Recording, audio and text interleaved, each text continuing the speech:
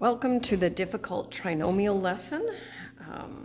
It's really important for this lesson to have a good understanding of easy trinomial, as probably not going to shock you. These ones are going to be a little bit more challenging.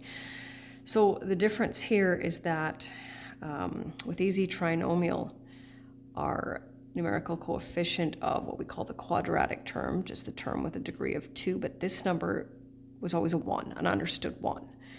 So we knew that the only way to get to x squared was x times x. Well, if you look at our difficult trinomial, now we've got a numerical coefficient greater than 1, which is just going to make it a little bit more challenging. So we're going to start by factoring 3x squared plus 5x plus 2.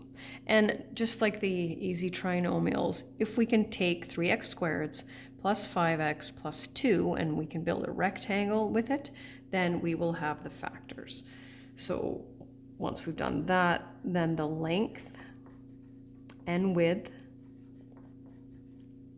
of the factors are, of the rectangle, are the factors of the polynomial. And what's this? Well, this is the area of our rectangle. And so here's what happens when we take 3x squareds. Whoops. Let me just slide this over here a little bit. There it is. 3x squared plus 5x plus 2. You can see up top here that we have a width of x plus 1. And then our length is x plus x plus x. So that's 3x plus 2. And so what that means is that x plus 1 times 3x plus 2 will give us 3x squared plus 5x plus 2. So there's a couple of different ways you can do this, and I like to, and this is going to look quite complicated, but really we're going to show the exact same work that we showed with the easy trinomials. So the first thing we have to do, as with all factoring types, is look for a greatest common factor. And all three terms don't have an x, and we can also see that nothing divides evenly into 5, 11, and 2, so of course no. So then we're going to look at our quadratic term. Well, the good news is that there are only two factors of 5, because 5 is a prime number. So the only way that we can get 5x squared is by 5x times x squared. And then what we do is we look at the constant, and that's 2. 2 is also a prime number with factors of a 2 and 1. So what that means is we have two possibilities, right? So we can either have, because before we had two x's and it didn't matter where we put our numbers, but now it does. So we can put the 1 here and the 2 there, right? Or we can put the 2 here and the 1 there. Now, they both can't be right, but we know that we have to multiply our inside terms and our outside terms, add them together, and whichever one gives us 11x, that's our winner. So let's see, we'll do this one here. So 5x times 1 is 5x plus 2x. That gives us 7x. So we'll reject that one. 5x times 2 is 10x plus 1x. And that's where we get our 11x. So another one over here. So once again, no GCF. And we're going to look at the quadratic term. So we know that it has to be 2x times x. That's the only way that we can get there. Now here's where it gets a little bit trickier, because 10 is not prime. So there are a couple of different possibilities here. Combinations of factors, 2 and 5. So now we're looking at 4 possibilities, okay? So I'm just making sure that you can see them all up there. So we've got the 2 and the 5, okay? And the 5 and the 2, the 1 and the 10, and the 10 and the 1. Now, what's really important here is this first question that I asked up here. Is there a greatest common factor? Is there anything that divides evenly into 2, 9, and 10? And we already just determined that no, there isn't. So here's a really, really helpful hint. If there's no greatest common factor in the original question, then you cannot put one inside any of the sets of brackets. because if there was one, then you would have to take it out. So here, for example, in this set of brackets, right, if we had 2x plus 2 as an original question, we could take out a 2. Well, we already know that there is no greatest common factor, so we can reject this one without even trying to determine if we can get 9x's there, and which is the other one that we can reject. There's one more that has a greatest common factor in it, and that's this one right here.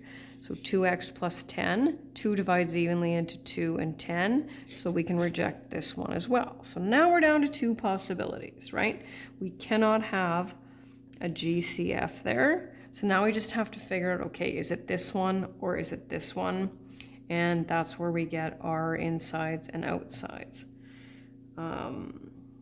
So we've got 20 plus 1, that's way too high, and so this is going to be our final, this is our correct answer, but I'm going to verify it anyway.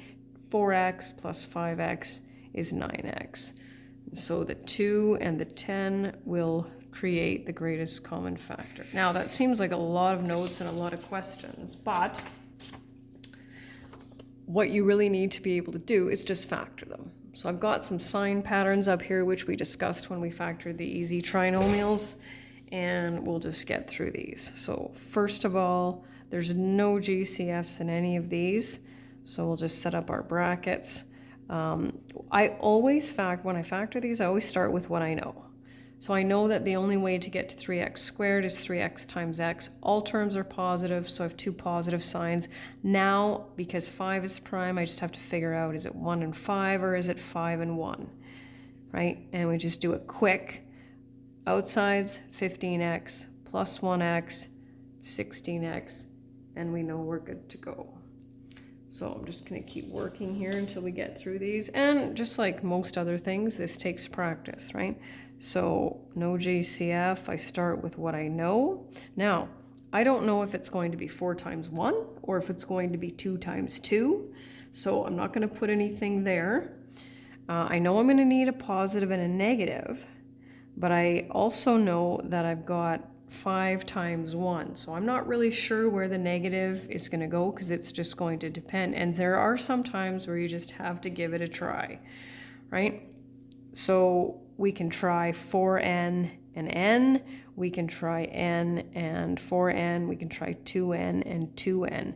And if you kind of start to work on the outsides and insides, there's instances where you can eliminate some possibilities because you know you'll get too high of a number, for example. So I'm going to give this a try. Okay, so here's what I'm going to do. I'm going to get a 2n and a 10n. Can I build an 8 from a 10 and a 2? Yes, I can. So I just have to make sure that I put my signs in the right spot, and I just did a quick check of those insides and outsides, and then I'm good. Okay, here's one of those ones where we're going to make sure that we do not create a greatest common factor. Now, there's 3 factors of 4, 1 times 4, 2 times 2, 1 times 6, and 3 times 2, right? So we're going to have to pick. Now, I know that it won't be 2 times 2, and the reason I know that is because if I put 2 times 2 here, I'm going to create a greatest common factor, okay? Because I have to have an even number in order to get to 6, right? It's either going to be 3 times 2 or 6 times 1, and I can't create that. So the good news is that I do know it's 4 times 1. And now when I put in my 6 times 1 or my 3 times 2, I have to make sure not to create a greatest common factor in that first set of brackets. So basically means I can't put anything even here, right? So now my only options are an x or a 3x. And I'm going to give this one a try. 8x plus 3x, and then I have a winner. Moving on. Once again, starting with what I know, 3y and y. I'm going to need one of each.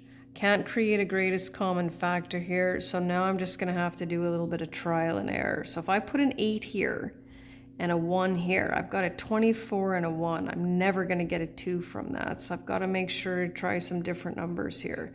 It's like 4 and a 2, and let's see if I put a 4 here and a 2 here. I've got a 6 and a 4. Yes, I can build a -2 from a 6 and a 4. Yeah, and you can see why knowing your times tables, knowing your integer rules really well comes in handy. I'm going to go through this one quickly as well. This one is really similar, so I'm not going to spend too much time on that because I don't think I have anything new to explain there. This one, all positive terms, right? 3x plus x plus. So I've got my 6 times 1, right, and my 3 times 2. I'm not going to put a 6 there because it'll create a GCF of 3. And I'm not going to put a 3 there because it'll also create a GCF of 3. So if I put a 2 here, sometimes I just write it really lightly. 9 plus 2 is not 19. So that's not going to be the right combination. So that means by default it has to be 1 and 6. 18 plus 1. Yes, it is. Okay, 3 more. 2m. Now we've got our plus minus plus, so that means we need 1 of each. Okay, here's where it gets interesting. So definitely list your pairs of factors. So here's what I think is really neat about this. We've got an even number here. I can't put an even number here because 12, 6, 2, 4 will create a GCF of 2. And I can't do that. So I have to make sure an odd number goes here. So what are my options? Either a 3 or a 1. So I can automatically eliminate this pair of factors because it just won't work. So we can either try 1 and 12. I'm going to go with 3 and 4. What do I get here? -8 minus 3 is -11. Oh, here's I'm going to say not the greatest one. And I don't have too many of those. I don't mind giving you a couple of options to pick from, but sometimes, just like life, it can be a little frustrating. So they're both going to be negative.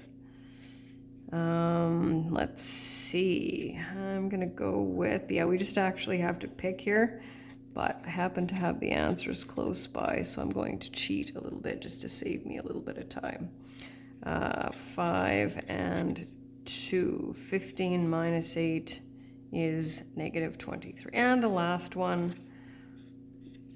with what you know, both negatives here, only 2 factors of 5. So I've got to be careful, right? I'm not going to put a 10 here or a 5 here because with multiples of 5, we'll have a greatest common factor. So let's see, I've either got to put 1 and 10 or 2 and 5. Let's see if I go with that. I get -25 minus 2. That's not enough n's. So I didn't make the right call there. 10 and 1. No, I didn't put that in the right. Oh, I just put that where I was not supposed to do that. I just created a GCF, and that doesn't work anyway. And let's see, did we make this one work? -50n minus 1n is -51n. And that's the end of the difficult trinomial lesson.